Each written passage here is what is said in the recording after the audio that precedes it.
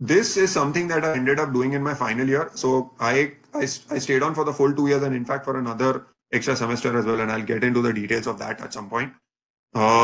So in my final 3 or 4 quarters, I was taking courses which were not, going to add a direct value to my resume in terms of getting a job. The thing was, I was in the middle of the worst financial crisis to have ever hit the US job market.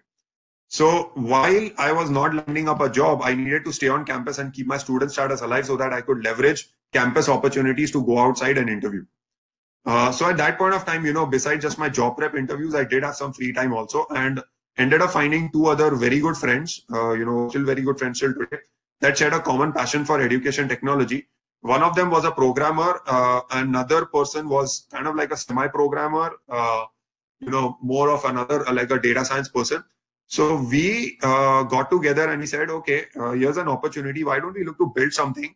It will be a nice learning exercise in the worst case in terms of, building like say a product. So that's when, what we ended up doing was we wrote a simple parser to scrape EduLeaks, which was a popular forum at that point of time, and got all of their profile information.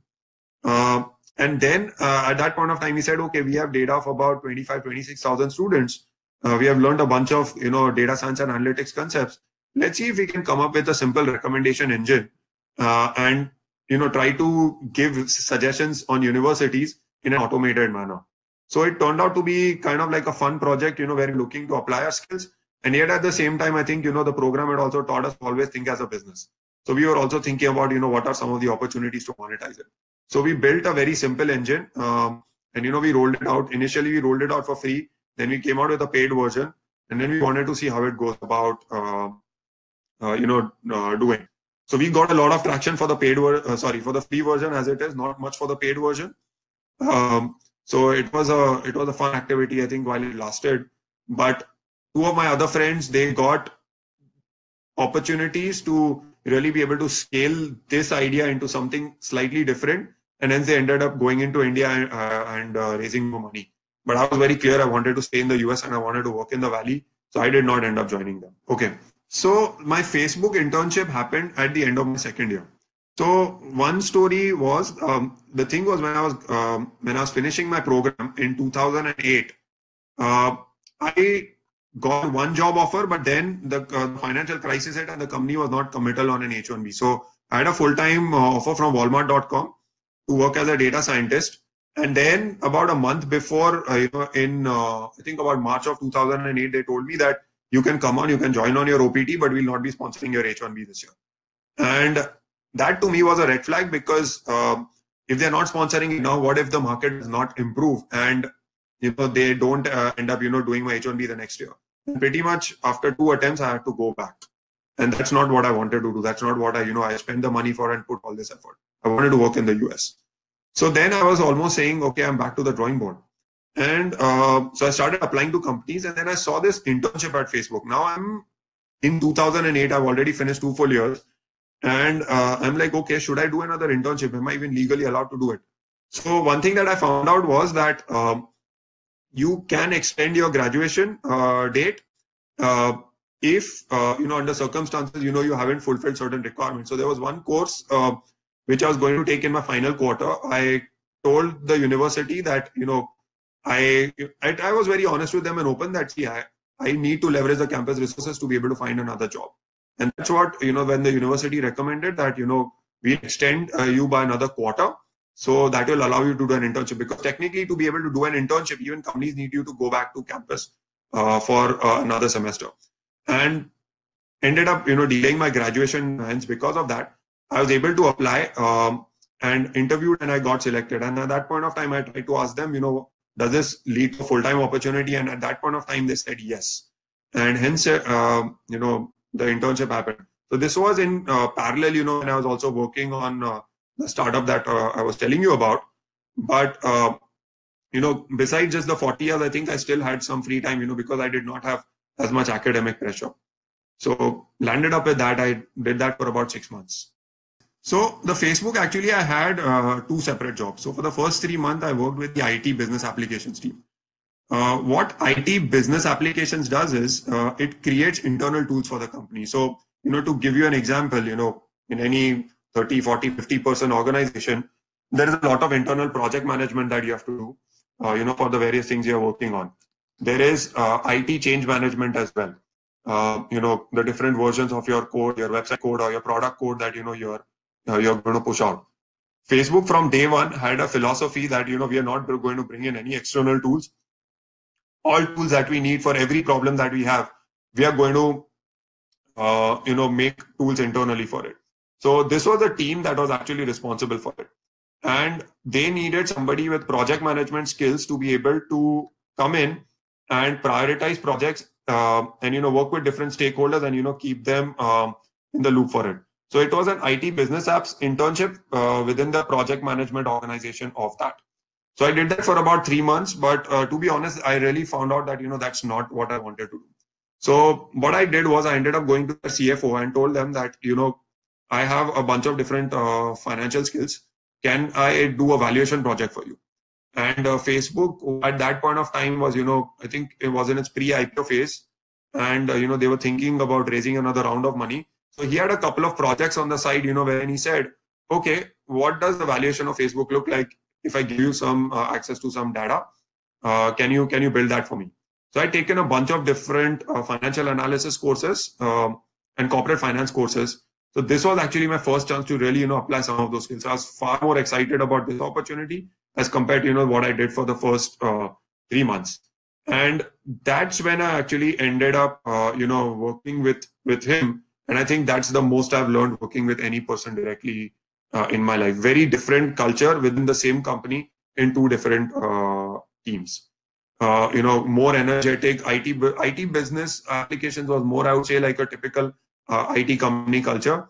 It's busy and it's fast, but to an extent, I didn't feel it was exciting because it wasn't consumer facing also. So I wasn't doing anything that was impacting the average Facebook user. It was more about just managing things internally. Whereas on the other side, at least the other intellectually satisfying thing was that I was applying concepts that I learned in the classroom, and to an extent, I would say working the finance team was actually, even from a culture standpoint, far more, I would say, free and not very boring, for the lack of a better word. So yeah, that was really about working with Facebook in the early days. Okay, so one of the things that also happened after Facebook was the IT business applications team was willing to give me an offer, but that's not something that I could see myself doing for the next 2 or 3 years. Like to be a project manager is not the reason I joined Stanford. So I turned that down, and their finance team did not have a full-time offer back then as a financial analyst, because their team was still growing, and in terms of the people that they needed someone with more experience. So to an extent, I was back in the job market again towards the end of 2008. I ended up giving something close to, I think, about 20 or 30 different interviews at that point of time, because again at that point of time, 2008 financial crisis, so nobody's really willing to like sponsor your H1. So a bunch of different first round calls come in because your companies still want to maintain relationships with the university. So they'll come on campus, they'll interview like 25 people, but then they maybe even take just one for the final round, or maybe not even give a job offer entirely. The good thing was that with Chegg, they started looking out for somebody in March of 2009. So I've already graduated back then. I'm not even studying, but Stanford allows you to use their recruiting resources and their recruiting tool for another period of 6 months. So this is an opportunity that I got from there. But by then, most of my friends, either they had landed up a job, which was only like for about 20% of the people. The other 70% actually ended up going to India. So, I'm not competing with as many students as I was, maybe about 7 or 8 months back for finding a job. And I think that made it a little bit simpler as well. I applied, my resume had all the skills that were necessary. In fact, to an extent, the thing that helped me was that it was fairly diverse. I had some experience as an engineer, which kind of, helped me, showcase my analytical skills. I'd taken a bunch of different data science courses. The Facebook internship also helps as a brand because, it tells them that, you have been able to clear a very tough filter. And Stanford will always open opportunities for first round interviews. Just that name on your resume will be able to, get you through most other resumes that are there as a competition. So, landed up with the first round initial phone screen. So one thing, you have to realize is that the interview process for a data scientist is a little bit different than an engineer. The most common thing is what is called case studies. And by then, I had interviewed with a bunch of different consulting companies. So I was very familiar in terms of, how to go about cracking a case study interview. And with this, it was more product focused as compared to, a generic case study, with consulting gives you, which, can take many different directions.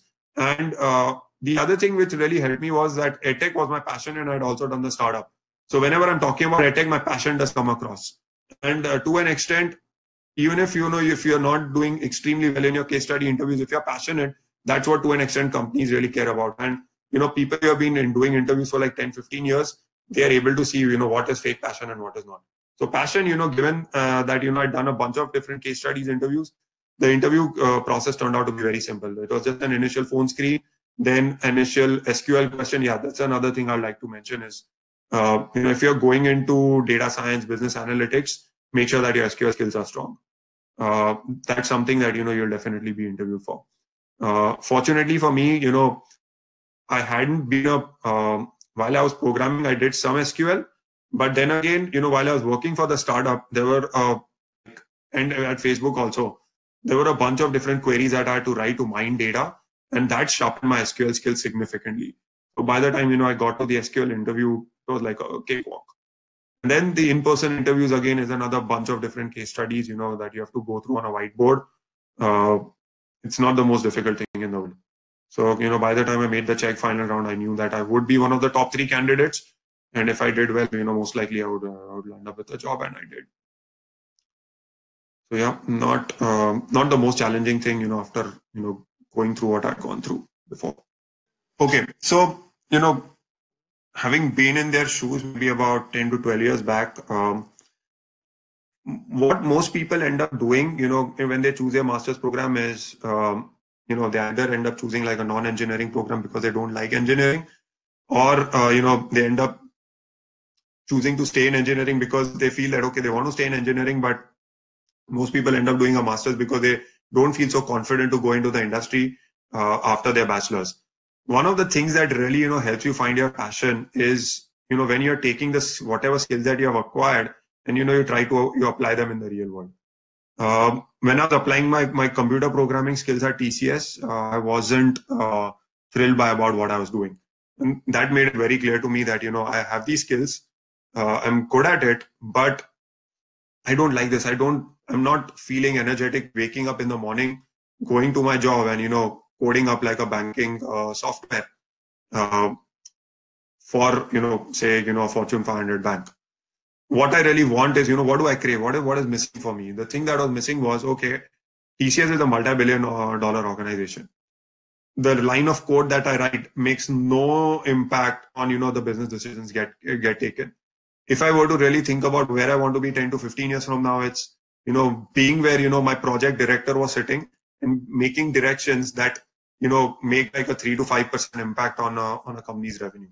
I wanted to be in his shoes. So I had an honest conversation with him about, what did it take for you to get here? And he said that at the end of the day, what's important for you to imagine is where you want to be 10 years from now. You have to be able to picture it. You have to be able to feel it.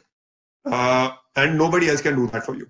No, no matter how much I try to, give, templates to people, unless and until, you really try to put yourself into the shoes that you want to be in 10 years from now and imagine, what sort of decisions you want to be taking, what sort of problems you're going to be solving.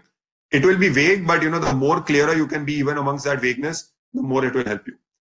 For me, there were 2 or 3 things which I imagined that I wanted to do 10 years from now.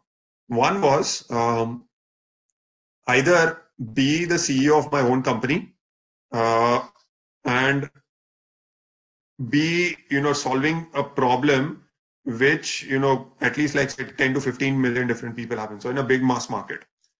If not that, then the second thing was being in a part of a big company and being an executive that is making business decisions. And And there was a third thing as well. The third thing was I did try to put myself in the shoes of an engineer also, that, okay, if this is a path that I do end up taking, where do I want to be?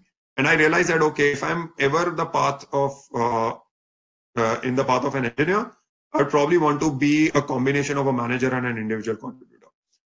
So what I ended up doing is, once these three paths are very clear to me, then you start to backtrack. And then what you need to do is research career trajectories. Like, when people are at this level, how do they get there? So another thing that I ended up doing was I spoke to some entrepreneurs back in 2005 that were starting companies. And there was one person, who, said, what is your greatest strength today? What is it that, you're really passionate about? And one of the things which, I'd done, which I'd really become passionate about, was my application process.